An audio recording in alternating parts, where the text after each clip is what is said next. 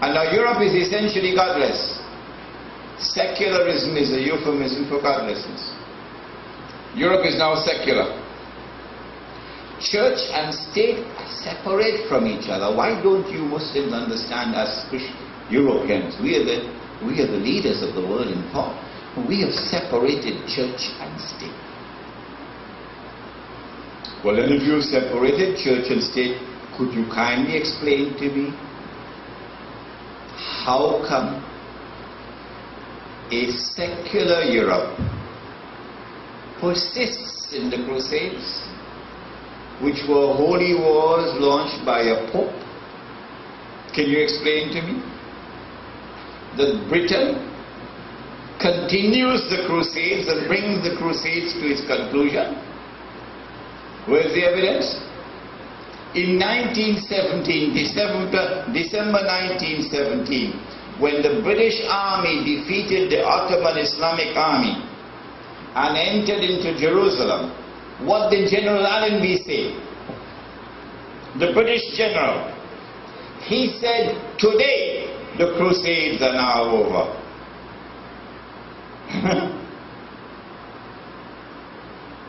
And so we have a picture of Europe now, in which prior to Nabi Muhammad ﷺ, there is no recognition of the Holy Land of having any special status. But after Nabi Muhammad ﷺ, there is an obsession, which is the name of the perfume as well. There is an obsession with the Holy Land. Good. Another Sunday morning, part of Europe decided to become Jewish. So now you have a white man who's a Jew. But this white man who becomes a Jew, he wants to liberate the Holy Land. And he wants to bring the Jews back to the Holy Land to reclaim it as their own. But he is a Johnny-come-lately Jew. The real Jews are the cousins of the Arabs. And they're living in Yemen, and in Iraq, and in Morocco, and in Egypt. These we may call the Israelite Jews. And those we may call the white Jews. So the white Jews create the Zionist movement in 1897. And the white Jews succeed in getting the British government to make a deal with them in 1917 for the Balfour Declaration, that it is the intention of the British government to work for the establishment of a Jewish national home in the Holy Land. Balfour Declaration, 1917, October. The Zionist movement persists in that struggle until eventually they are able to bring the Jews back to the Holy Land between 1917 and 1948. In 1948, the Zionist movement succeeds in establishing the State of Israel. It's a European state. European people control the state. The Oriental Jews are called the Sephardic Jews, and they have second-class citizenship. The white man who is a Jew is called the Ashkenazi, and he controls Israel. But the strange thing is that the Oriental Jews or the Israelite Jews never participated in the struggle to liberate the Holy Land. The only Jews who had that mission were the white men who were Jews. And so I want to suggest to you a reinterpretation of history today. And that is that the Zionist movement is not an essentially Jewish movement. No. It's a European movement. A European movement to liberate the Holy Land, but camouflaged as a Jewish movement. It is Europe, whether Europe put on the clothes of Christianity It is Europe, whether Europe put on the clothes of Judaism. It is Europe, whether Europe put on the clothes of secularism. All along the road, it is Europe.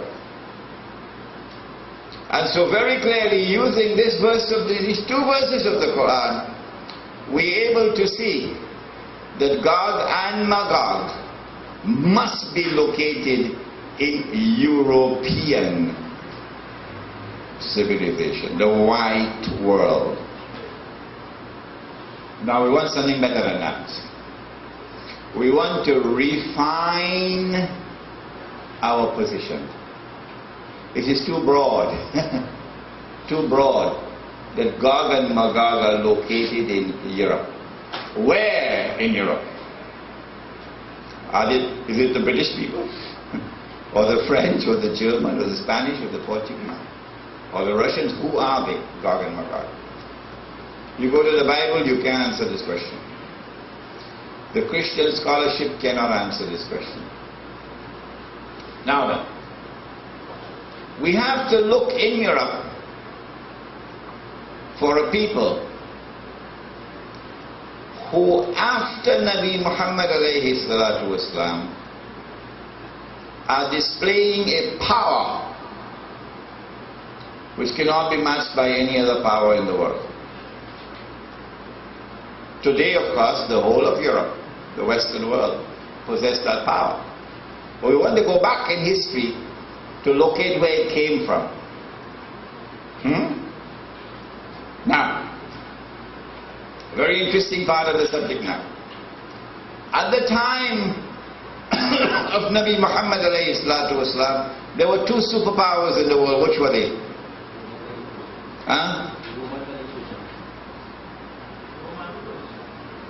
It was called Rome, but it was the Byzantine Empire, with its headquarters in Constantinople.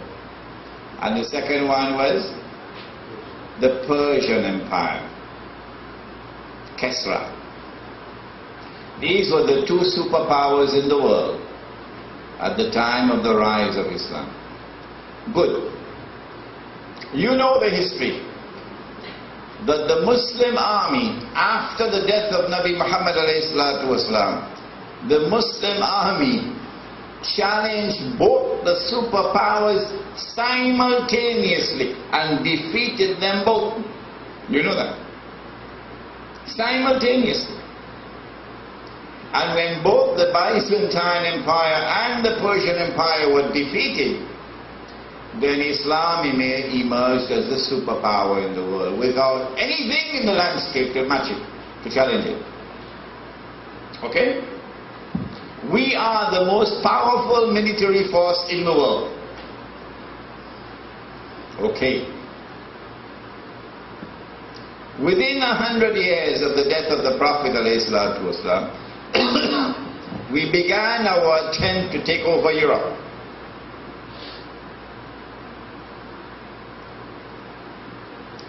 Whether you want to describe this as Islamic imperialism or not is a different subject which we are not going to enter into.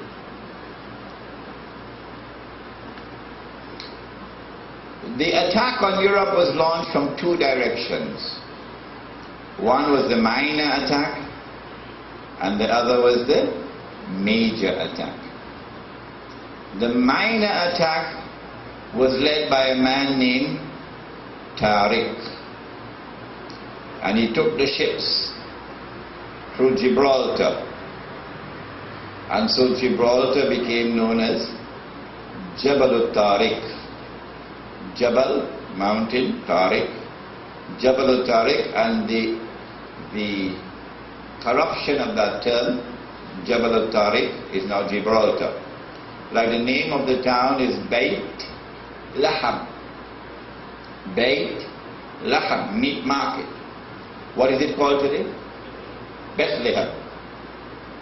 Bethlehem. Beit Laham.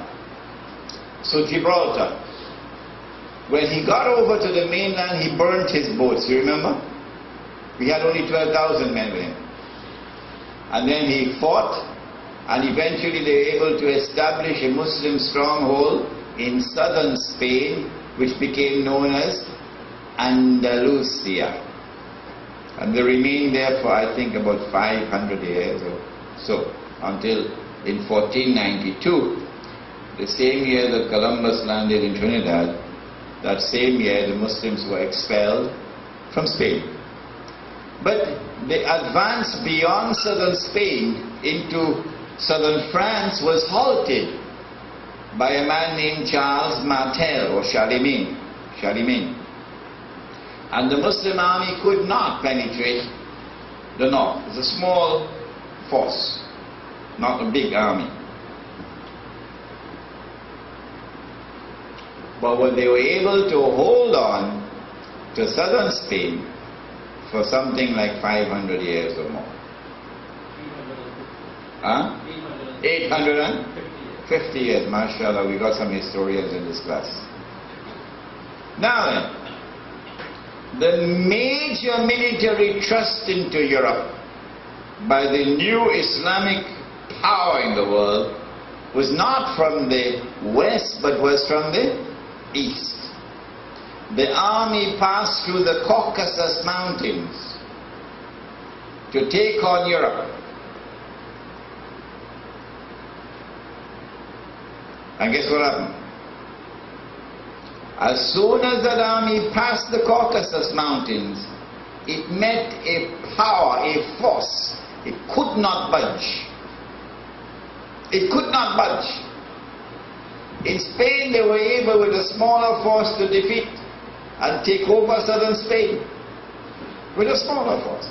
But this, the main army of the most powerful military force in the world, grinds to a halt because a tribe called, where are they? Does anyone know the name of the tribe? Huh? Come on. That's right. That's right. K-H-A-Z-A-R. Khaza. The Khaza tribes of Central Europe, where the Caucasus Mountains are.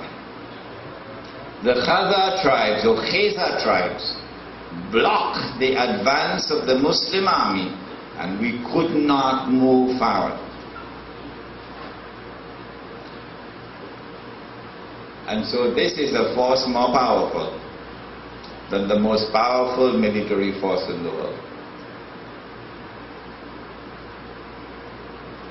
It is these people, Khaza, who shortly after the death of the Prophet ﷺ, probably within 100 years, decided to convert and become Jews one Sunday morning. Yeah? This is a historically documented fact.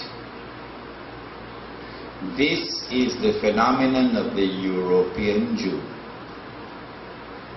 The Khaza tribes, which displayed a military power, which made them more powerful than the most powerful military force in the world.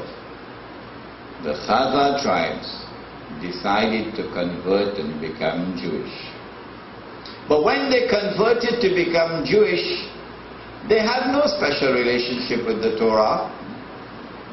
They were not religious people. They became Jews for essentially political purposes. And they never had any attachment with the Jewish religious law and the life that is sacred.